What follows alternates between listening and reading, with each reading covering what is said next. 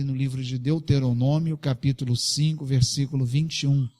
Não cobiçarás a mulher do teu próximo, não desejarás a casa do teu próximo, nem sua propriedade, nem seu servo ou serva, nem seu boi ou jumento, nem coisa alguma que lhe pertença.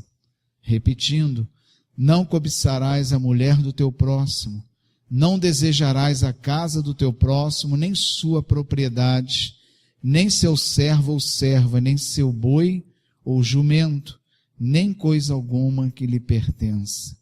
Deus amado, nos conduz nessa meditação, Senhor.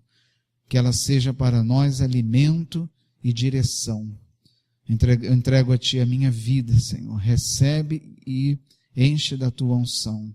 Em nome de Jesus. Amém. Podeis assentar.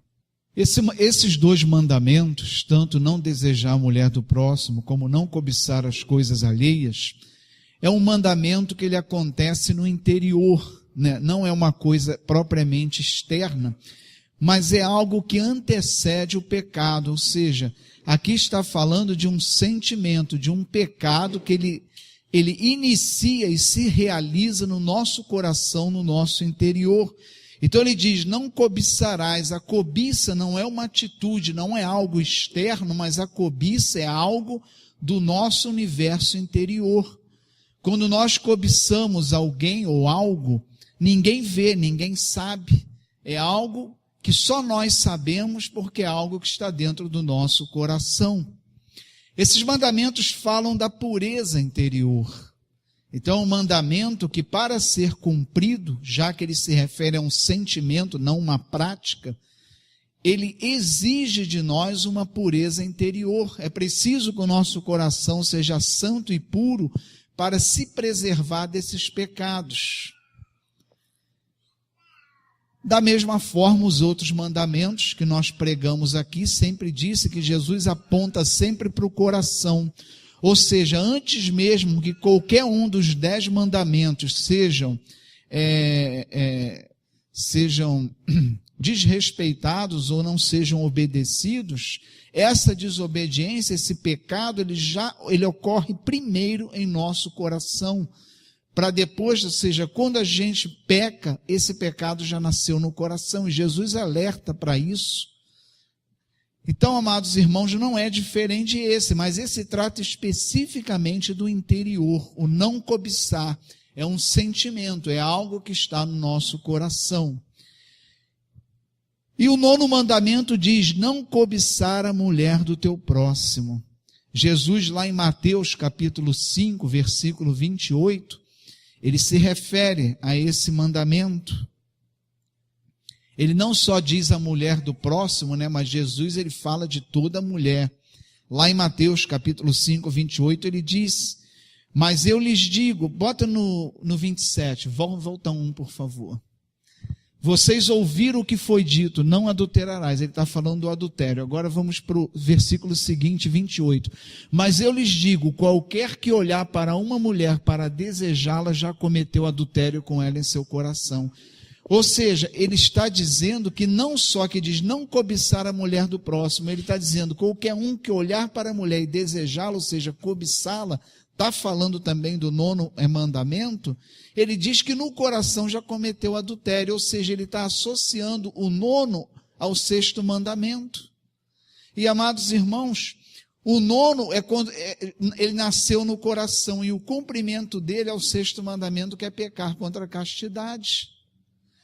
Então, esse pecado, Jesus alerta, como eu falei no início, que é um pecado que ocorre no coração. E Jesus fala, olha, se você no coração desejou, você vai pecar. Então, o mandamento, o 9º e o 10º, ele vem justamente tratar dessa realidade, de algo que acontece em nosso coração.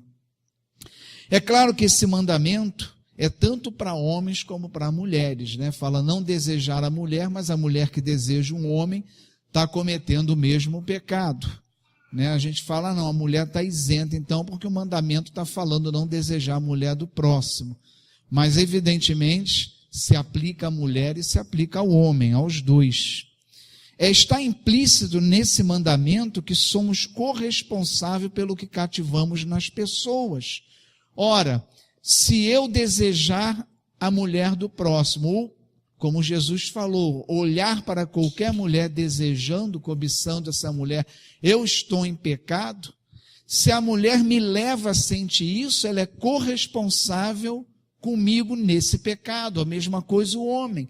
Se uma mulher desejar um homem, ela está pecando. Mas se esse homem, nas suas atitudes, na sua maneira de se comportar ou se vestir, leva a mulher a sentir isso, ele é corresponsável pelo que a pessoa está sentindo. Ou seja, nós somos responsáveis por aquilo que cativamos. Então, amados irmãos, a gente lembra aqui que a igreja evangélica ela é muito rígida na questão das roupas, da maneira da gente se vestir, porque nós somos responsáveis se nós cativamos pecado no coração das pessoas. Isso não isenta a pessoa que está sentindo desejo, ela está pecando sim, porque a palavra diz para a gente evitar essas circunstâncias, evitar aquilo que nos leva a pecar. Mas se alguém está incentivando, ou seja, está sendo ocasião de tropeço, é corresponsável por esse pecado. Então a gente lembra aqui das conversas, né? Conversas libidinosas ou brincadeiras, né? Que levem a esse pecado, maneiras de se vestir, coisas que a gente fala, escreve, o que a gente vê, né? A gente precisa ter muito cuidado com isso, porque a gente pode estar cativando esse pecado nas pessoas. Por isso, a gente tem que ser muito cuidadoso na nossa maneira de se vestir, principalmente a mulher, né? Ter cuidado, né? Olhar para si mesmo. E eu lembro que muitas pessoas perguntam na internet ao bispo Primaz se é indecente usar isso e aquilo. Ele diz, olha, a mulher sabe muito bem o que é indecente e o que não é. Não precisa eu vir aqui dizer o que é indecente, porque a mulher sabe muito, assim como o homem também, sabe muito bem o que é decente e o que é indecente usar. Assim como sabe muito bem o que é próprio usar para cada ocasião. Né? Se a gente está na casa de Deus, a gente tem que vir com uma roupa própria para a casa de Deus. A gente não pode entrar na casa de Deus vestindo qualquer roupa. Entrar de bermuda, de camiseta, de chinelo. Aqui é um lugar, assim como se você for um fórum, você não vai entrar de chinelo e bermuda no fórum. Você tem que entrar com uma roupa apropriada. Se você vai a um casamento, você vai com uma roupa social apropriada, embora o mundo esteja deixando essas coisas de lado, né? A gente vai em casamento, às vezes as pessoas chegam, só falta chegar de chinelo. Estão deixando essas coisas de lado, mas elas existem. Há uma roupa própria para cada lugar. Mas a nossa maneira de se vestir e agir tem que ser decente. Nós somos cristãos, a gente não pode se vestir de forma que cative pecado nas pessoas. E eu lembro aqui, cada um sabe, né? As pessoas botam lá no site, o cristão pode usar biquíni, maiô, e falou, olha, vocês sabem muito bem o que é decente e o que não é, e ponto final. As pessoas sabem o que é decente e o que não é, não precisa estar dizendo. Às vezes perguntam para ter um aval para usar. Não, disse que pode usar biquíni, aí vai usar qualquer biquíni. A questão não é a roupa que você está usando, a questão é se é decente ou não. O que você está cativando com essa roupa? Essa é a questão. A falta de pureza no coração torna impossível a comunhão fraterna e a unidade da igreja. Quando a gente não cultiva a pureza no nosso coração, e só a pureza vai impedir que a gente caia nesse pecado do desejo, seja desejar coisas ou desejar a outra pessoa, isso só pode ser evitado quando a gente mantém um coração puro. E se você não tem um coração puro, é muito difícil você conseguir ter uma convivência fraterna. Porque como um homem ou uma mulher vão se relacionar fraternalmente, aqui na igreja nós somos irmãos, nos tratamos todos iguais, como a gente vai se relacionar fraternalmente se o nosso coração não está puro? O mundo hoje diz, olha, é impossível, não existe mais amizade entre mulher e homem. E realmente no mundo é difícil, porque o coração daquele que está no mundo é impuro, é suscetível ao desejo, é suscetível a esse pecado de cobiçar a mulher ou o homem e cobiçar as coisas alheias. Então por quê? Porque não há pureza. O único antídoto contra esses pecados é a pureza de coração. E no mundo não há essa pureza, então o mundo já declara que é praticamente impossível uma amizade entre um homem e uma mulher, e verdadeiramente é, mas na igreja Não pode ser assim. A gente tem que guardar o coração puro para que essas coisas não tomem conta do nosso coração e a gente possa ter um relacionamento fraterno. E é fundamental a pureza do nosso coração. Amados irmãos, uma das coisas que são atalhos para nos fazer cair, nos escravizar nesse pecado do desejo da carne, que é um desejo da carne, né?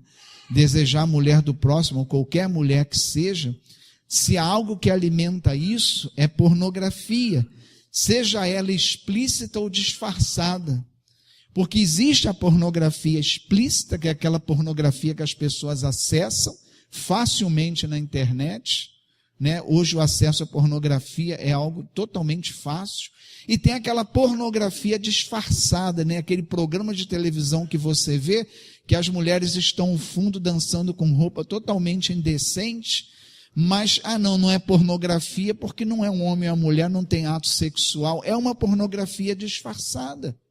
O que a gente muitas vezes vê em programação, em novela, é pornografia disfarçada, de uma forma adoçada, de uma forma sutil, mas é uma pornografia. E às vezes a gente vê essas coisas e acha que isso não está afetando a nossa pureza de coração, porque a gente olha na hora e não sente nada, mas aquilo vai ficando registrado em nós e começa a contaminar o nosso coração.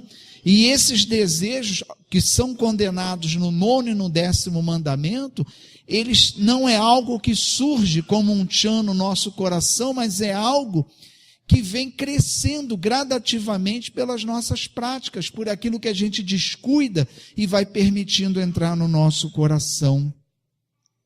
É impossível para quem se alimenta de apelos eróticos ou pornografia olhar de forma pura para uma mulher e se relacionar fraternalmente. A mesma coisa a mulher, embora o problema da pornografia seja uma coisa que atinja mais o homem.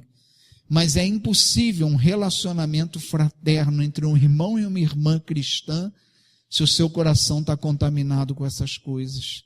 Se você se permite ver essas coisas, se você se permite assistir essas coisas. Esses pecados, apesar de serem cometidos internamente, em segredo, e é facilmente cometido, que se há um pecado fácil se há um pecado fácil de cometermos é esse, porque basta você dar permissão aos teus pensamentos. É um pecado rápido de cometer, fácil, ninguém vê, você comete sozinho no seu interior, porque basta você permitir que os seus pensamentos viajem. Não, mas eu não estou fazendo nada, eu estou quietinho aqui sentado, ninguém está vendo nada, não estou fazendo nada, mas o seu pensamento está te fazendo pecar. E muitas vezes alguém vai dizer, pastor, mas eu estava passando, me deparei com aquela figura estampada lá, e eu senti, tudo bem, você é humano, vai sentir, o problema é se você alimenta isso e continua. Esse é o problema. Então nós temos que ter esse cuidado.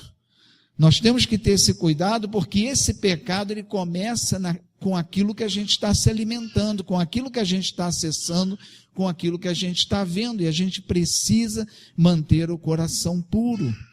Seduzir alguém com palavras, roupas, nos torna impuros, pois ainda que a sedução não seja consumada com uma prática, é pecado. Mas não uso essa roupa, mas eu não faço, eu não tenho nenhum tipo de relacionamento com homem nenhum, é minha maneira de me vestir, mas ainda assim é pecado. Mesmo que isso não tenha levado a algum pecado maior, a maneira de você se vestir, ela já consiste num pecado. E uma coisa que é bom ficar claro aqui, esse mandamento fala de desejar a mulher do próximo, o marido do próximo, né? Ou desejar uma mulher em um homem, independente de ser solteiro ou não. A gente precisa lembrar aqui que adultério é pecado, né? Que o mundo hoje está tratando a questão do adultério como se fosse algo comum na vida conjugal. Hoje em dia e você vê na televisão relacionamentos extraconjugais sendo tratados com naturalidade, querendo incutir na sociedade que isso aí é algo comum. Não é pecado e leva à morte. e morte eterna. Mais do que isso, não existe desculpa, mas o relacionamento estava numa crise conjugal, isso não justifica pecado de adultério. Mas a minha esposa estava com um problema de saúde, a gente podia ter relação, não justifica adultério. Nada justifica adultério. Mas estou com uma dificuldade de relacionamento, não importa, nada justifica adultério. Adultério é pecado e é pecado mortal. Então a gente precisa levar muito a sério esse mandamento, não desejar a mulher do próximo, não desejar o marido do próximo, mais do que isso, não desejar qualquer mulher ou qualquer homem que seja. Eu lembro aqui, como já falei outras vezes, que a tentação, do desejo é algo que é alimentado. E muitas vezes, num relacionamento de trabalho, onde quer que seja, os relacionamentos podem ir passando de um limite aceitável e as pessoas vão permitindo. Não, mas não está sob controle, eu sei o que estou fazendo, mas você só pode sair dele enquanto está sob controle. Não espere sair do controle, porque você não vai sair disso. Então a gente precisa ter cuidado. Esse é o mal que a gente tem que cortar pela raiz. Se você teve algum tipo de desejo relacionado a alguém, corta pela raiz. Não alimenta isso. Você está brincando com fogo e com coisa muito séria. Então, se você tem, a gente vive num mundo, irmãos, que mulheres e homens casados dão em cima, não querem saber não. Dão em cima mesmo. E a gente, se não tiver um coração puro, não se preservar dessas coisas, a gente pode cair. Não coloque a carne à prova, nunca faça isso, porque a gente cai. Jesus falou, olha, o espírito é forte, mas a carne é fraca, a carne cai sim, não ponha a carne à prova. Se você tem qualquer relacionamento que você sente que está ocorrendo alguma coisa diferente, sai fora, não fica alimentando, não fica esperando, porque pode chegar um ponto que você não vai poder sair mais. E nada justifica adultério, nada. Mas tem cara de pau que ainda fala assim, não, mas ela ou ele que me tentou. Eu jamais, nunca procurei, fui tentado. Não justifica, é pecado e você morre com esse pecado. Então não tem nada que justifique isso. O grande problema, irmãos,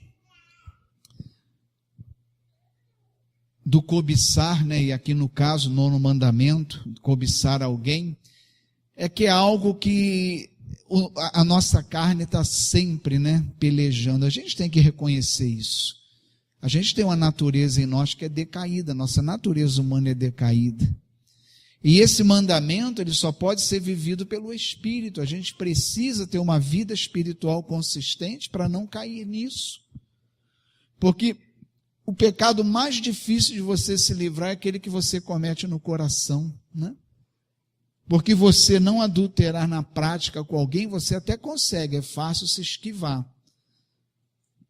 Desde que você faça igual José, você não fique perto, você tem como correr. Mas quando ele acontece aqui no coração é difícil, você não tem para onde correr, ele está dentro de você. Então, amados irmãos, o que vai nos preservar disso é uma vida espiritual sólida, uma vida de oração, de leitura da palavra, de convivência com nossos irmãos, de sacramento, a gente tomar a ceia, não de qualquer jeito, mas de forma penitente, pedir perdão a Deus dos nossos pecados, participar da ceia, isso é alimento espiritual para nós. Oração é alimento espiritual para nós, vida em comunhão com a igreja, alimento espiritual para nós. É isso que vai nos livrar de que essas coisas nasçam no nosso coração. Porque quando você menos espera, o teu pensamento viaja e você cai nesse pecado. Repito, irmãos, se por um momento essa coisa veio na sua cabeça, você não alimentou, você não está em pecado. O pecado é quando você alimenta isso, quando você começa a deixar a sua mente vagar e ficar alimentando isso.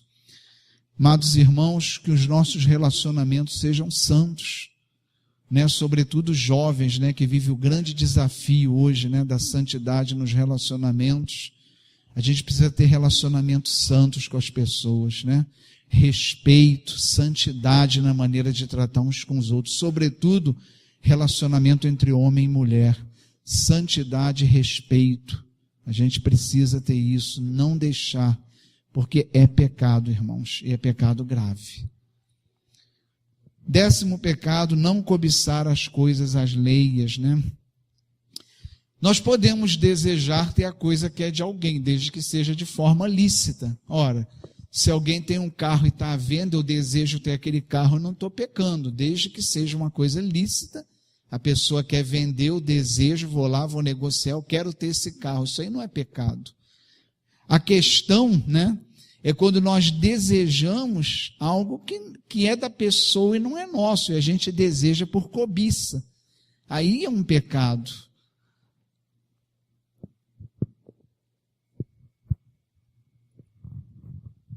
Nós violamos o mandamento, né? Quando a gente deseja de forma em cobiça. E isso pode ser feito de diversas formas. Não é só o olho grande, não, irmãos. Se a pessoa é um comerciante e ele, na sua forma de negociar, ele cobra além do que é justo, sabendo que o que ele está cobrando está indo além do valor para tirar mais da pessoa, ele está cobiçando uma coisa alheia. Aquilo que excede o que é justo receber não é meu, não é nosso, é alheio. E você está pecando contra o 10º mandamento.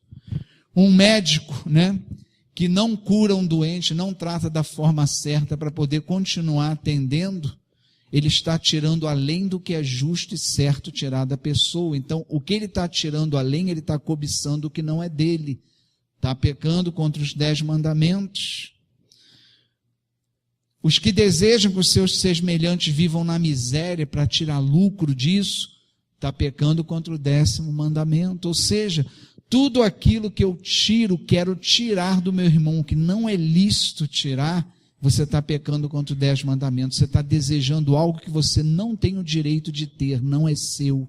Então isso é mais do que inveja, isso é você tirar além do que é justo você receber da pessoa. Isso é desejar as coisas alheias, isso é pecado contra o 10º mandamento. E poderia se dar muitos outros exemplos, muitos outros. Eu lembro aqui, irmãos, que não existe inveja santa. Eu já ouvi isso muito no meio evangélico. Eu estou sentindo uma inveja santa. Não existe inveja santa. Vocês já viram alguma vez um pecado santo? Inveja é pecado, não pode ser santo. Eu já ouvi isso tanto no meio evangélico. Então como inveja santa de você, repreende, porque isso aí é pecado. Inveja sob circunstância nenhuma é correto. Inveja sob qualquer circunstância é pecado. Cristão não pode sentir inveja das pessoas. A gente não pode invejar as coisas das pessoas.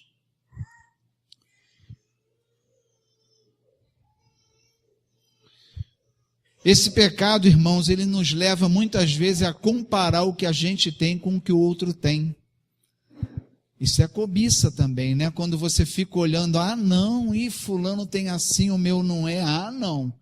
Vou comprar, tenho que ter, ele tem, eu não tenho, o dele é assim, o meu não é, isso é cobiça. Embora a sua cobiça não esteja querendo lançar a mão do que o outro tem, o sentimento está no seu coração, ele está se expressando de uma outra forma. Qual é a forma que está se expressando? Você está usando todos os meios que você tem e não tem para ter o que a pessoa tem, porque ela tem. A gente vê muito isso. Comprei isso aqui. Eu quero também. Aonde foi? A pessoa nem precisa daquilo, mas porque você disse que comprou, a pessoa já quer. Não, eu quero também. Isso é cobiça. Se eu não preciso daquilo, por quê? Só que a cobiça, nesse caso, ela vai se expressar de uma outra forma, mas o que está te motivando a comprar é o fato do outro ter, não uma necessidade. Muitas vezes é uma necessidade. Puxa, você comprou isso, puxa vida, isso para mim vai ser muito útil, eu estou precisando de uma coisa assim. Tudo bem, você vai lá e compra. Mas quando você vai comprar só porque o outro tem e você não tem, é uma forma de expressão desse pecado da cobiça. A gente precisa ter cuidado com isso.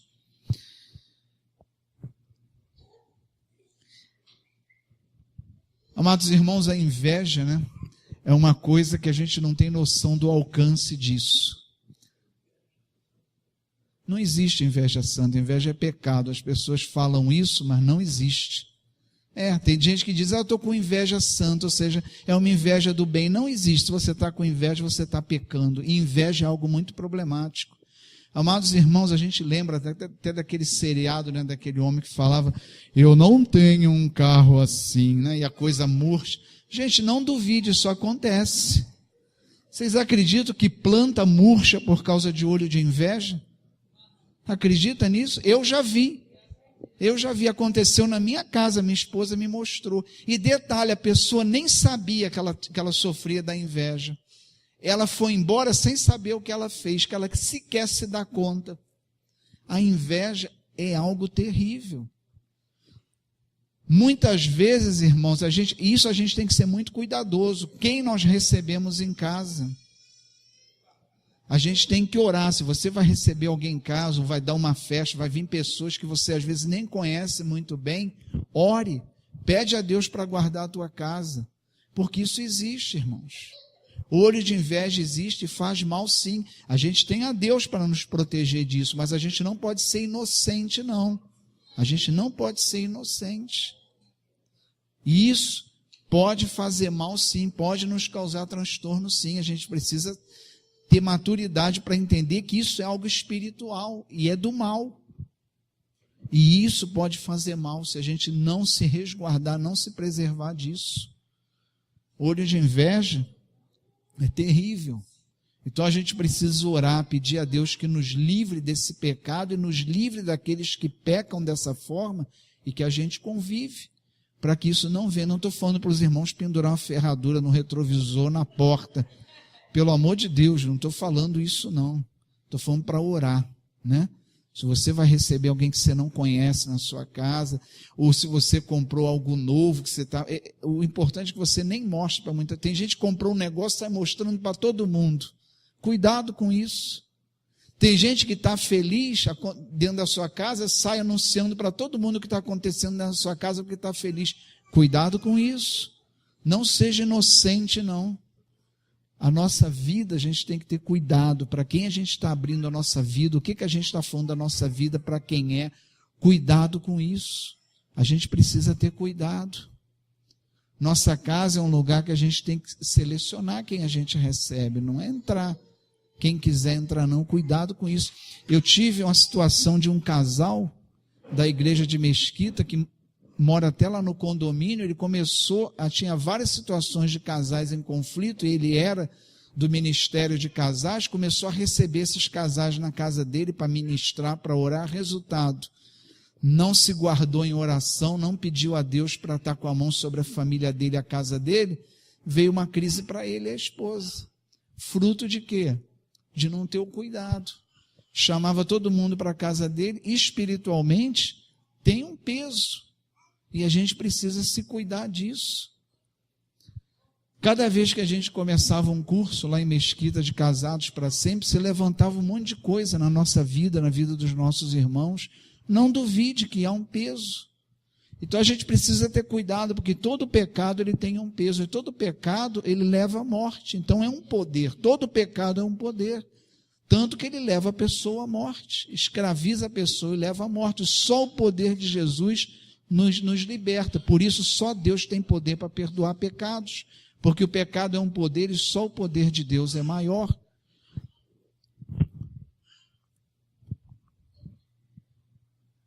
A gente precisa, irmãos, nos resguardar desses pecados, né? E com a pureza de coração. A gente, se tem alguma coisa dessa na nossa vida, pede Deus para curar, né? Se você tem sentido desejos ilícitos por mulheres, né? Ou uma mulher por um homem, peça a Deus para curar isso. Não deixe esses pensamentos ficarem na nossa cabeça, porque é pecado. Eu só estou pensando o que é que tem. Isso não está acontecendo, não está acontecendo, mas só em você pensar é pecado. Só em você pensar já está pecando. Então, alimentar o pensamento é um pecado tal qual você cometer, né? Se um homem ele desejar uma mulher de tal forma que ficar sonhando com aquilo, né? Alimentando esse desejo e tendo até visões, o pecado é idêntico como se ele estivesse realizando com a pessoa. Não tem diferença, a gente precisa ser cuidadoso com isso. E a gente vai se preservar desses pecados com santidade, né?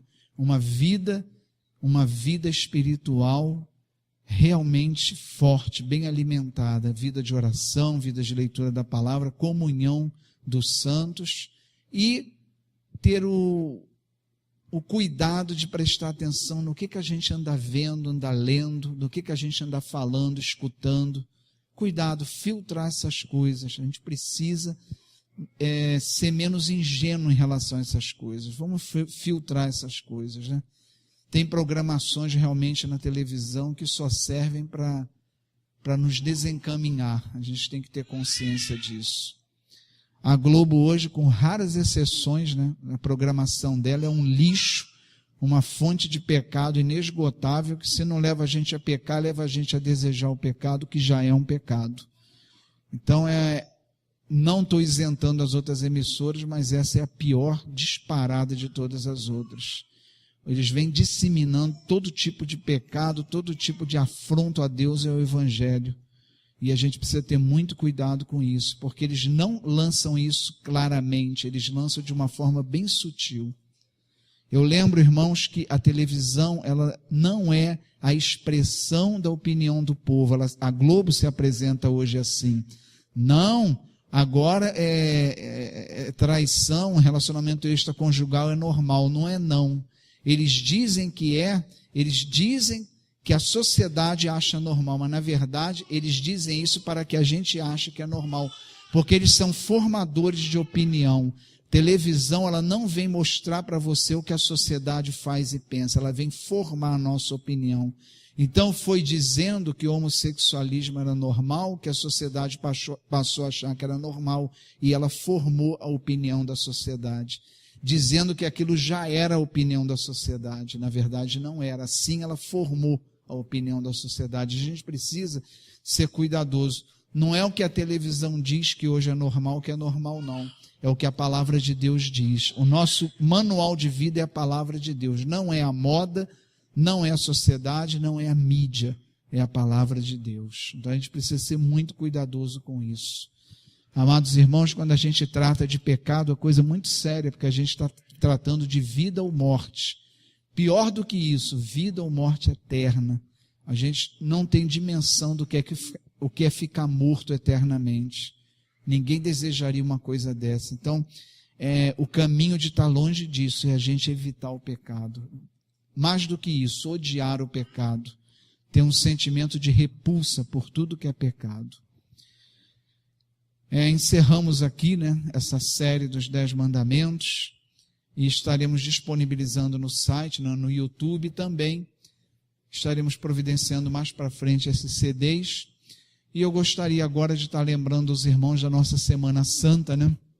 Domingo foi a celebração do Domingo de Ramos. A gente aqui não sai com ramos nas mãos, né? Mas a palavra de domingo é quando Jesus entrou em Jerusalém. E a entrada dele foi triunfal, botaram ele sobre um burro, e o povo foi na frente com ramos de oliveira, declarando glória a Deus nas alturas, né, e glorificando a Jesus na entrada dele em Jerusalém. Embora Jesus soubesse que estava entrando ali para morrer, ele sabia que ele, ao entrar em Jerusalém, ele seria morto, mas ele foi voluntariamente para Jerusalém. Por isso ele disse, ninguém tira a minha vida, eu a entrego. Ele foi voluntariamente se entregar para morrer, porque era o único meio de nos salvar. Nós estávamos condenados à morte, ele se fez homem para, como homem, ir para a cruz e pagar o nosso pecado. Amanhã, dia do lava-pés, né? A passagem de lava-pés, e é o dia em que Jesus, ao sentar na mesa com seus discípulos, ele surpreende os discípulos, nessa passagem está lá em João capítulo 13, ele surpreende os discípulos se levantando e lavando os pés dos discípulos. Ora, quem lavava os pés dos discípulos eram os serviçais, né? Antigamente, para se ir na casa de alguém, se andava muito, e não existia asfalto, era terra de chão, então você chegava na casa da pessoa com os pés sujos. Então a maneira de receber bem a pessoa era o servo ir e lavar os pés do convidado, ele entrava com os pés limpos. Então só servo fazia isso. E o que Jesus faz? Ele bota uma toalha na cinta, pega uma bacia e lava os pés dos discípulos. Pedro ficou espantadíssimo com aquilo. Senhor, você vai lavar meus pés? Porque ele era o mestre. Como ele poderia fazer aquilo? E ele disse, olha Pedro, se eu não lavar os seus pés, você não terá parte comigo. Ele disse, então me banha por inteiro. Ele falou, não, vocês já estão limpos, basta que lave os pés. Então, esse ensinamento foi o último ensinamento de Jesus antes de morrer. Ele coroou seus 3 anos de vida pública, ensinamento, dando como último ensinamento a humildade. Ele disse, olha, se eu que sou mestre lavei os pés de vocês, façam vocês o mesmo. E por que esse ensinamento coroou os outros? Porque a gente só vai conseguir ser imitador de Cristo se a gente for humilde. Se a gente não tiver esse sentimento de servir ao próximo e ser humilde, não tem como a gente servir a Cristo. Por isso ele disse, olha, tudo que eu ensinei a vocês, qual vai ser a forma de fazer? Sejam servos. Então, o lava-pés, que é celebrado amanhã na Igreja Católica, e que é a palavra, né? Se a gente tivesse culto amanhã, seria a palavra que eu estaria trazendo. Não fosse essa série dos 10 mandamentos, eu estaria trazendo essa palavra hoje. É um ensinamento de que a gente, se Cristo foi humilde, nós temos que ser humilde também. Humilde para aceitar a vontade de Deus, humilde para, diante dos nossos irmãos, a gente não tem um conceito maior. Eu sou pastor, mas eu não sou maior do que vocês, nós somos iguais em Cristo, né? Eu tenho uma função de anjo da igreja, de estar à frente da igreja espiritualmente, materialmente, mas diante de Deus nós somos iguais. Eu não sou melhor ou pior do que ninguém aqui. Então a gente precisa não perder de vista essa humildade. E Jesus, ao servir, lavar os pés, ele diz, olha, a igreja é um lugar de serviço. Quando nós entramos daquela porta para dentro, nossa vontade, nosso sentimento tem que ser de servir. E na sexta-feira estaremos celebrando a morte de Jesus. Então, estaremos aqui lendo a passagem da morte de Cristo e celebrando e relembrando o sacrifício dele na cruz. E domingo a Páscoa, a ressurreição. Jesus, na sexta-feira, voluntariamente, ele caminha para Jerusalém sabendo que iam matá-lo, morre, mas ele diz, olha, ninguém tira a minha vida, eu a dou, mas eu a tomo de volta. E ele a toma de volta no 3º dia, domingo de Páscoa, ele ressuscita tomando a sua vida de volta. Na sexta-feira nos reconcilia com Deus, pagou, quitou a nossa dívida, a nossa condenação foi paga, mas no domingo o último inimigo a ser vencido era a morte. Ele venceu no domingo, nos garantindo a vida eterna. Ele pôde entrar na vida eterna, pôde vencer a morte, por quê? Porque a vida dele cumpriu em tudo a vontade de Deus. Por isso, não tinha um homem que pudesse, né? Podia dizer, para que Cristo veio? Podia um homem morrer na cruz em nome de todos? Até poderia, mas quem seria santo igual a Jesus e faria a vontade do Pai em todas as coisas? A morte de Cristo foi para quitar a nossa dívida e a santidade e obediência de Cristo ao Pai foi para nos garantir a vida eterna. Pelos méritos de Cristo, nós hoje merecemos a vida eterna. Nós merecemos não pelos nossos méritos, mas pelos méritos de Cristo. Então estaremos aqui na sexta-feira, celebrando a morte, e domingo celebrando a Páscoa do Senhor. Vamos orar. Amado Deus e Senhor, nós te glorificamos, Senhor, na tua presença nesse lugar. E te agradecemos, Senhor, porque tu nos acolheu de braços abertos. E o teu Espírito nos levou a te adorar, o teu Espírito falou aos nossos corações através dessa palavra. Deus amado, que tu nos conserve em santidade durante toda a nossa vida e na tua presença. Que os pecados, ainda que nos leve a tropeçar, não sejam uma prática em nossa vida. E que a bênção de Deus Todo-Poderoso, Pai, Filho e Espírito Santo, desça sobre nós, sobre as nossas famílias e sobre essa igreja, em nome de Jesus. Amém. Vamos em paz, que o Senhor nos acompanhe. Amém.